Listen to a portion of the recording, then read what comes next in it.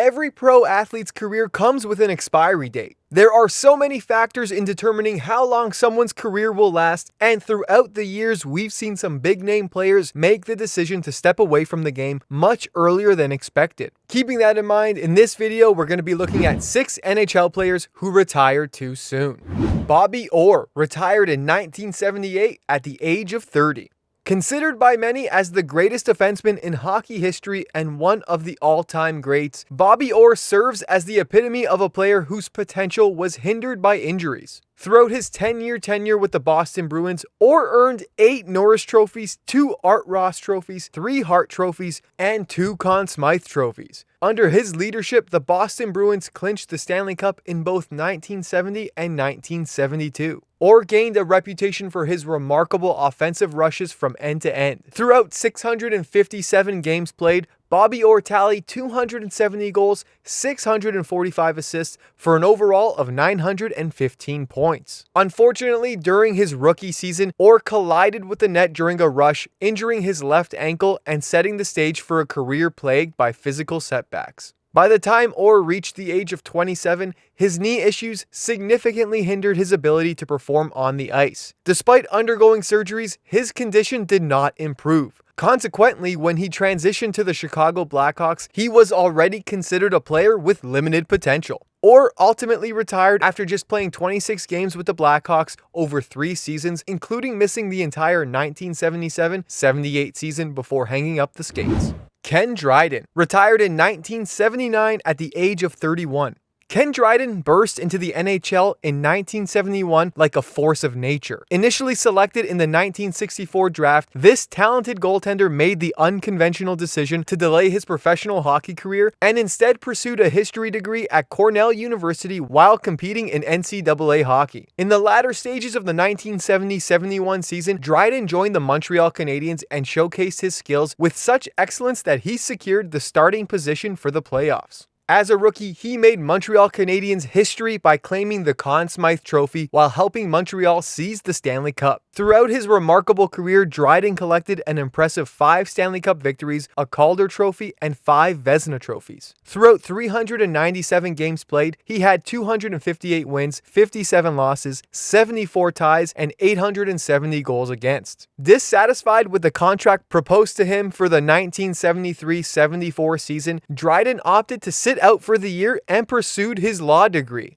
Eventually, he retired in 1979 following Montreal's 4th consecutive Stanley Cup victory. Since then, he has ventured into various domains, including writing as an author, broadcasting, engaging in politics, and serving as an executive for the Toronto Maple Leafs. Mike Bossy retired in 1987 at the age of 30. Not many can match the goal-scoring prowess of Mike Bossy. Regarded as one of the best pure goal scorers, he holds the NHL record for highest average goals scored per regular season game and is one of only 5 players to achieve the remarkable feat of scoring 50 goals in 50 games. Mike Bossy's stats are truly extraordinary. He burst onto the scene in the 1977-78 season, netting an impressive 53 goals and claiming the Calder Trophy as the league's top rookie. He continued his high-scoring ways by surpassing the 50-goal mark for 8 consecutive seasons, establishing a record that remains unbroken to this day.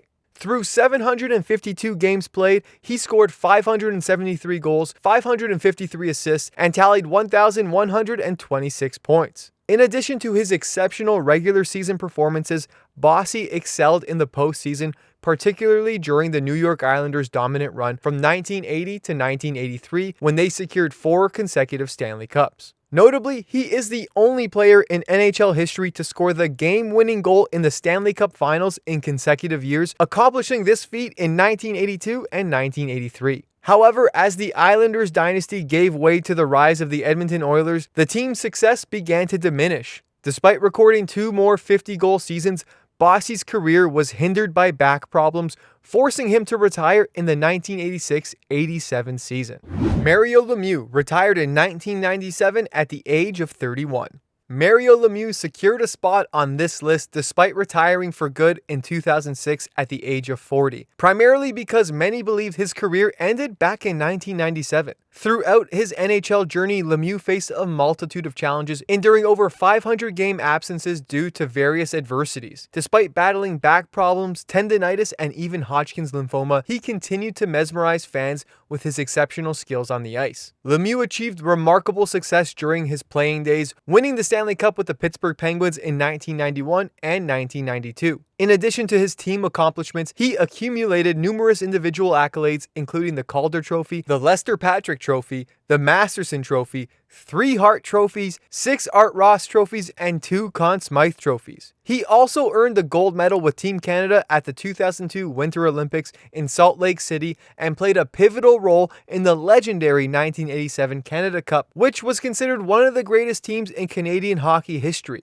Over 915 games played, Lemieux scored 690 goals, tallied 1,033 assists for an overall of 1,723 points. Upon his initial retirement in 1997, Lemieux was inducted into the Hockey Hall of Fame. By 1999, he had become a co-owner of the Penguins, solidifying his connection with the team. In a remarkable turn of events, Lemieux returned to the ice in 2000 as a player-owner, marking the encore phase of his career. Pat LaFontaine retired in 1999 at the age of 33. Pat LaFontaine, with an impressive average of 1.17 points per game in his NHL career, stands as one of the greatest American hockey players of all time. His contributions helped pave the way for the current wave of talented US-born players who are leaving their mark on the sport as the next generation emerges. LaFontaine embarked on his professional journey during the 1983-84 season with the New York Islanders, a team experiencing the decline of their championship dynasty. As their core group aged, LaFontaine was viewed as the linchpin for the team's future success. While the Islanders did not regain their winning ways during his tenure,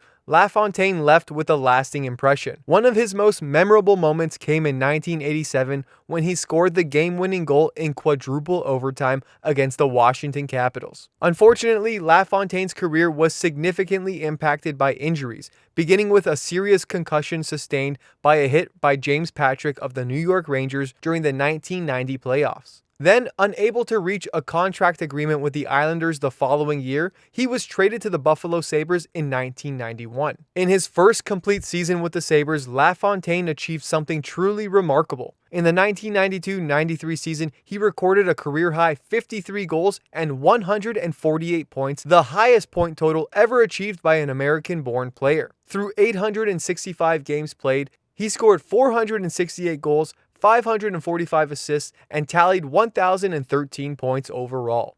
Regrettably, LaFontaine's career was plagued by injuries, particularly concussions. He suffered a total of 6 major concussions throughout his playing days. Ultimately, a collision with teammate Mike Keane in 1998 led LaFontaine to retire from pro hockey for good. Pavel Bure retired in 2005 at the age of 32.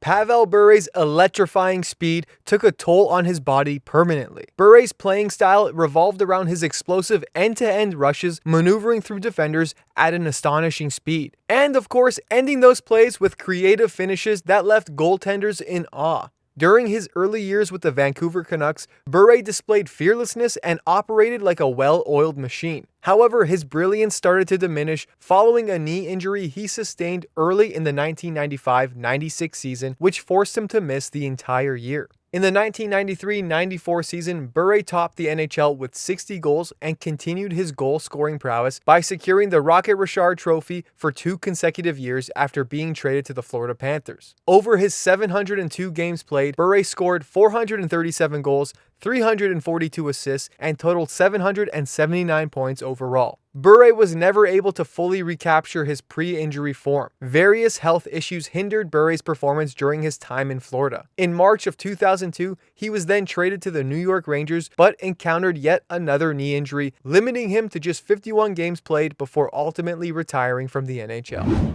Thanks for watching our videos. Don't forget to leave a like, and if you're new to the channel, hit that subscribe button.